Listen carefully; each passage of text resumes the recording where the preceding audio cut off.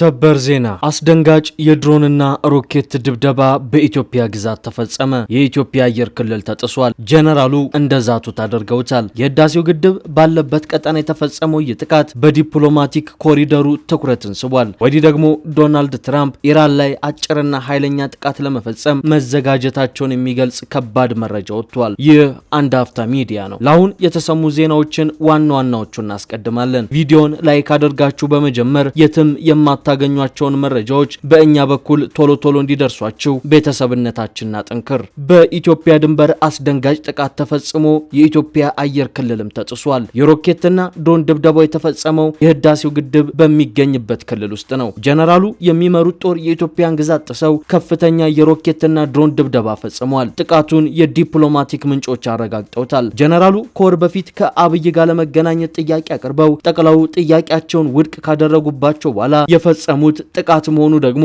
ትልቅ ትኩረትን ስቧል። በቀዳሚነት የምንመለከተው ዘገባችን ነው። ዶናልድ ትራምፕ በኢራን ላይ አዲስ ጥቃት ለመክፈት እየተዘጋጁ መሆኑ ታውቋል። ለዋይት ሃውስ ቅርብ የሆነው አክሲዮስ የዜና ወኪል የአሜሪካ ጦር ማዕከላዊ እዝ ኢራንን እንድትደራደር ጫና ለመፍጠር አጭር ነገር ግን ኃይለኛ የጥቃት ዘመቻ ለማካሄድ እቅድ አዘጋጅቷል ተብሏል። ኢራን በበኩሏ ተዘጋጅቼ እየጠበቅኳችሁ ነው ስትል ከሞከራችሁት አጠፋችኋለሁ የሚል ዛቻ አሰምታለች። እናስደምጣችኋለን። የፌዴራል ፖሊስ የስኮት ጋርድ ዲፓርትመንት ወይም የባህር ጠረፍ ጠባቂ ክፍል ዘመናዊ ጀልባዎችን በመታጠቅ በታላቁ የኢትዮጵያ ህዳሴ ግድብ ላይ ተሰማራ። በተጨማሪም ከሶማሊያ፣ ከደቡብ ሱዳን እንዲሁም ከሶማሌላንድ የተውጣጡ ፖሊሶችን በኢትዮጵያ እያሰለጠነ መሆኑን ይፋ አድርጓል። ተሰሙታላችሁ። ከሰሞኑ በደቡብ አፍሪካ ኢትዮጵያ ላይ የተፈጸመውን ጥቃት ተከትሎ የኢትዮጵያ ኤምባሲ ቁጣውን አሰማ። በተጨማሪም ባለፉት ቀናት በኢትዮጵያ ላይ የተፈጸመውን ግድያ በተመለከተ አስቸኳይ እርምጃ እንዲወሰድና ችግር በሚታይባቸው አካባቢዎች ልዩ ጥበቃ እንዲደረግ ለአገሪቱ መንግስት ጥያቄ አቅርበዋል። የተወደዳችሁ የአንድ አፍታ ሚዲያ ቤተሰቦች እነዚህንና ሌሎች መረጃዎችን አጠናቅረናል። እንደተለመደው አብራችሁን እንድትቆዩ ግብዣችን ነው። ወደ ዝርዝሮቹ እናምራ።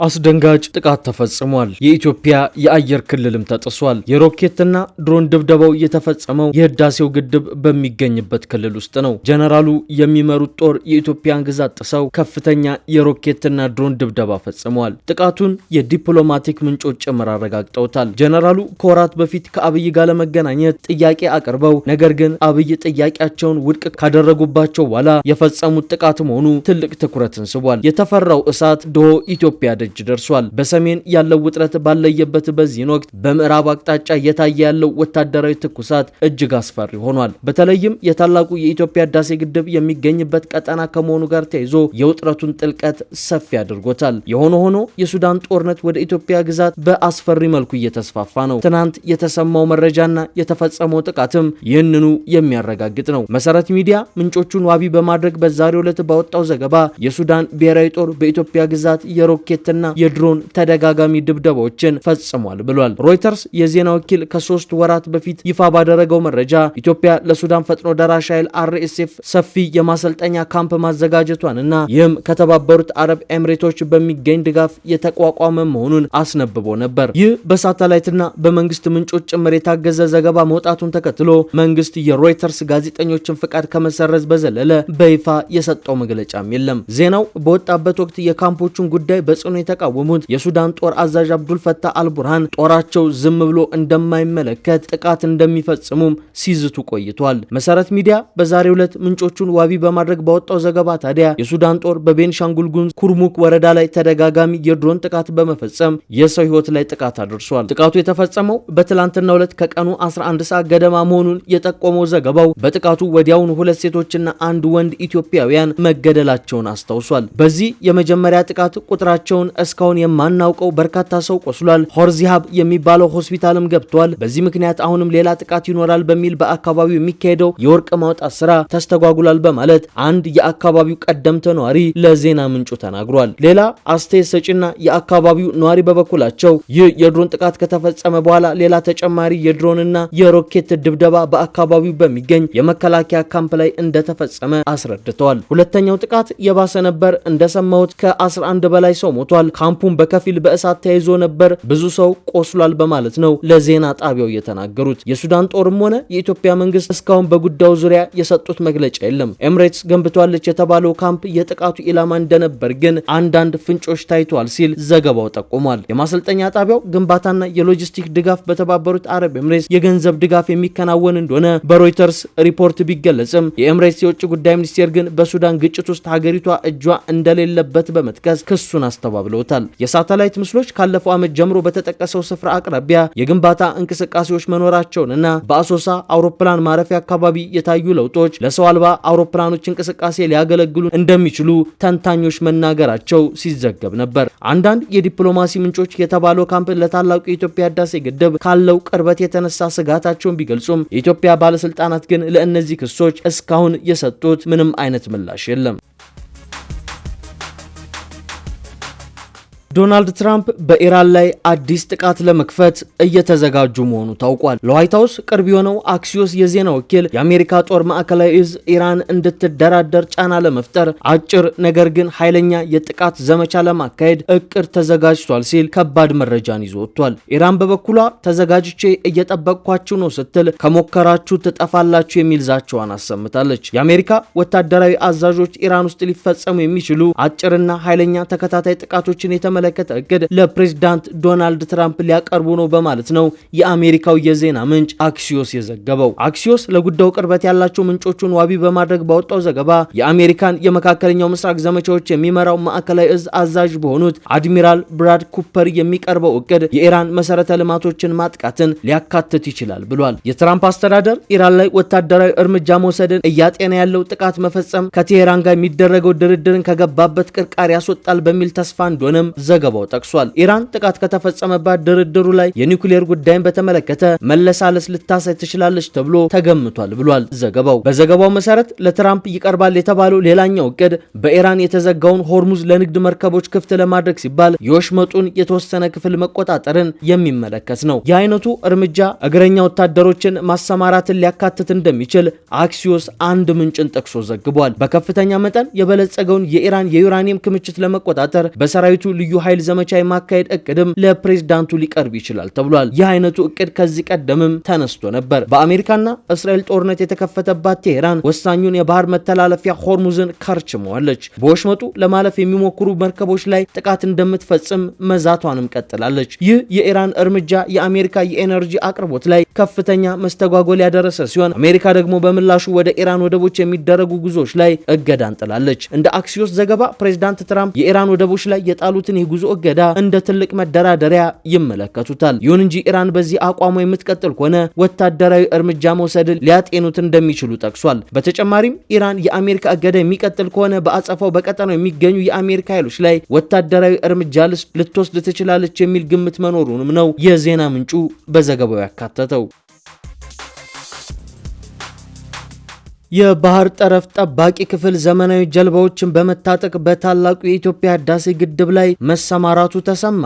በተጨማሪም የፌዴራል ፖሊስ ከሶማሊያ፣ ሶማሌላንድ እና ደቡብ ሱዳን ፖሊሶችን ተቀብሎ እያሰለጠንኩ ነው ሲል አነጋጋሪ ሪፖርትን አቅርቧል። የኢትዮጵያ ፌዴራል ፖሊስ ከራስ አልፎ ከጎረቤት አገራት የሚመጡትን የሚያሰለጥን የስልጠና ተቋም መገንባቱን የተናገረ ሲሆን አሁን ላይ ሶማሊያና ደቡብ ሱዳንን ጨምሮ የተለያዩ ሀገራት ፖሊሶችን እያሰለጠንኩ ነው ብሏል። የተቋሙ ዩኒቨርሲቲ ጓቸዋል በተባሉ የሪፎርም ስራዎች አሁንም አቅሙን በማሳደግ የሚሰጠውን ስልጠና በማስፋፋት ላይ እንደሆነም ገልጿል። የኢትዮጵያ ፖሊስ ዩኒቨርሲቲ የፖሊስ ሰራዊቱን በእውቀትና በክህሎት ለማበልጸግ በትምህርት ጥራትና በሪፎርም ስራዎች ላይ ትኩረት አድርጌ እየሰራሁም ነው ብሏል። ተቋሙ የአገር ውስጥ አቅምን ከመገንባት ባለፈ የቀጠናዊ ትብብር ማዕከል በመሆን ከደቡብ ሱዳን፣ ከሶማሊያና ከሶማሌላንድ የተውጣጡ ሰልጣኞችን በመጀመሪያና ሁለተኛ ዲግሪ እያሰለጠነ እንደሚገኝም ገልጿል። ይህ የተባለው በትላንትና ሁለት የተቋሙ የ9 ወራት የስራ ክንውን ሪፖርቱን በህዝብ ተወካዮች ምክር ቤት ለህግና ፍትህ ጉዳዮች ቋሚ ኮሚቴ ባቀረበበት ወቅት ነው። ተቋሙ በሪፖርቱ ከሀገር ውስጥ ወንጀል መከላከል፣ ምርመራ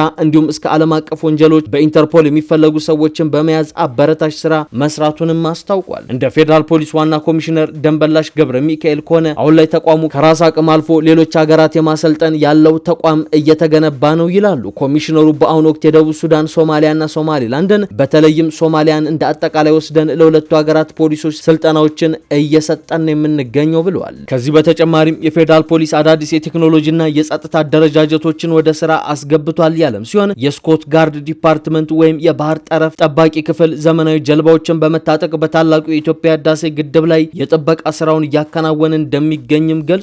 በአሁኑ ወቅትም ከአጭር ስልጠናዎች እስከ ፒኤችዲ የሚደርሱ 41 የትምህርት ፕሮግራሞችን በመስጠት ላይ እገኛለሁም ብሏል። ይህ የፕሮግራሞች ቁጥር ካለፈው ዓመት ተጨማሪ አዳዲስ የትምህርት አይነቶች ያካተተ ነው የተባለ ሲሆን ከውጭ ሀገራት ጭምር ተማሪዎችን እየተቀበለ እያስተማረ ነው ሲሉ ዋና ኮሚሽነሩ ተናግረዋል።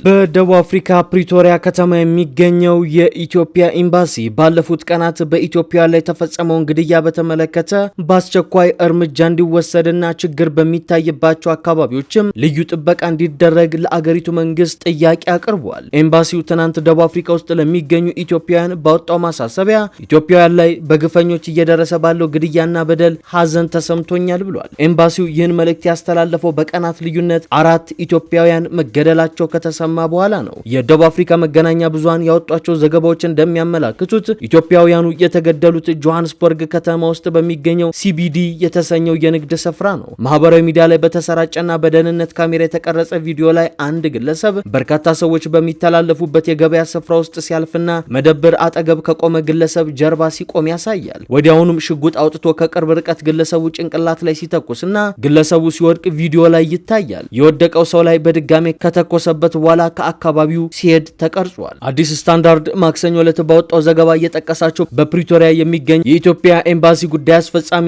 4 ሰዎች መገደላቸውን ለመገናኛ ብዙሃኑ አረጋግጧል። ኤምባሲው ትናንት ባወጣው ማሳሰቢያ ምን ያህል ኢትዮጵያውያን እንደተገደሉ ግን አልጠቀሰም። ይሁን እንጂ የሚመለከተው የደቡብ አፍሪካ የጸጥታ መዋቅር ግድያውን እየፈጸሙ ያሉ አካላት ላይ በአስቸኳይ ህጋዊ ምርመራ እንዲያካሄድ በደብዳቤ መጠየቁን ገልጿል። የምርመራው ውጤት ኤምባሲው በአስቸኳይ እንዲገለጽለትም አሳስቧል። ኤምባሲው ባወጣው አጭር መግለጫ ግድያዎቹ በደቡብ አፍሪካ ከሚታየው መጤ ጠልነት ጋር የተያዘ ሊሆን እንደሚችልም ጠቁሟል። ከቅርብ ጊዜ ወዲህ ደቡብ አፍሪካ ውስጥ የውጭ ዜጎች በተለይም የጥቁር አፍሪካዊ ስደተኛ ጠል እንቅስቃሴ መበራከቱን መገንዘብ ተችሏልም ብሏል። የአይነቱ እንቅስቃሴ በቅርቡ በሰፊው መነሳቱንም አክሏል። ከዚህ በፊትም ኢትዮጵያውያን በተለያዩ ጊዜያት አካላዊ፣ ቁሳዊና ስነልቦናዊ ጉዳት እየደረሰባቸው እንደነበር ኤምባሲው አስታውሷል። በወቅቱ ይህ አስቸጋሪ ጉዳይ ትኩረት ሊሰጠውና ተገቢው ጥበቃ እንዲደረግ ለአገሪቱ መንግስት ጥያቄ አቅርቦ ለጸጥታ አስከባሪ አካላት መመሪያ ስለመውረዱ ተገልጾለት እንደነበርም አክሏል። ሰሞነኛውን ግድያዎች ተከትሎም በቀጣይም ተጨማሪ ህይወት እንዳይጠፋ ችግሮች በሚታዩባቸው አካባቢዎች ልዩ ጥበቃ እንዲደረግ ጥያቄ አቅርቧል።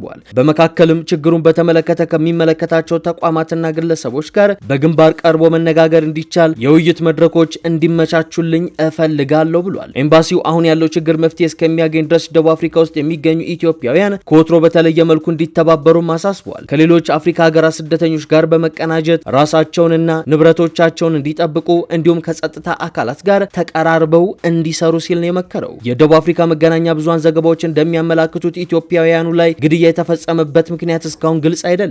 ይሁን እንጂ በጆሃንስበርግ ሲቢዲ ኢትዮጵያውያን በጥይት ተመተው የተገደሉት ከተደራጁ ወንጀሎች፣ ከህገወጥ የሰዎች አዘዋሪዎችና ከዝርፊያ ጋር የተያዘ ሊሆን እንደሚችል ያላቸውን ግምት ጠቅሰው መገናኛ ብዙሃናት ዘግበዋል። የተወደዳችሁ የአንድ አፍታ ሚዲያ ቤተሰቦች ለአሁን ያዝናቸው መረጃዎች እነዚህን ይመስሉ ነበር። አብራችሁን ስለቆያችሁ እናመሰግናለን። መልካም ቀን።